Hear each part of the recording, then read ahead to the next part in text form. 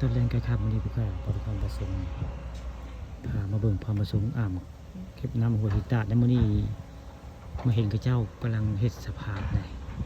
กระเจ้ามั่างสปริงเวย์เฮ็ดสะพานพี่น้องเฮ็ดสะพานวันนี้สิบ่มีสปริงเวย์มีแต่ว่าเป็นสะพานกระเจ้ามั่างเพิ่นสิสะพานบ่เป็นสปริงเวย์คือแต่เก่าแต่ก่อนมาสิเห็นสปริงเวย์แล้ว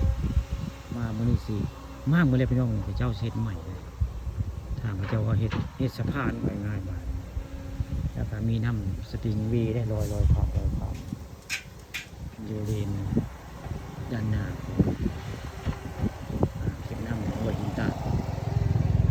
พระเจ้ากำลังเฮ็ดใหม่เป็นภาพการเจ้าเฮ็ดสะพานหรือว่า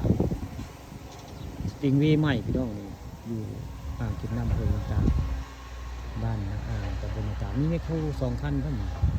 คนละคันนี่ในโจทย์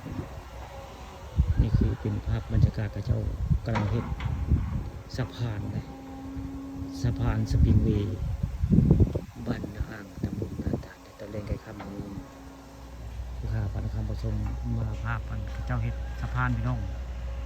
สะพานสปริงเวย์เปลี่ยนจากสปริงเวย์มาเป็นสะพานพี่น้องวันนี้ทั้งสปริงเวย์สะพานอยู่ตรงกันนะนี่คือเป็นภาพบรรยากาศในเก็บน้ำหัวหินตาดด้านนี้เก็บน้ำหัวหินตาดบ้านตำบลนาตาลหรือว่าคาเฟ่จานตื้มละมงนี่เข้าไปนี่ก็เป็นคาเฟ่นะมีทางนี่เข้าไปคาเฟ่เพื่อนนี่เดี๋ยวมานี่ก็จะเป็นมองพระเจ้ากำลังสร้างไปอย่างนั้นสะพานสปริงเวย์บ้านตำบลนาตาลอำเภอตะเมืองสปริงเวย์ประเทศสะพานใหม่จะเป็นคักพิชิมาเนี่ย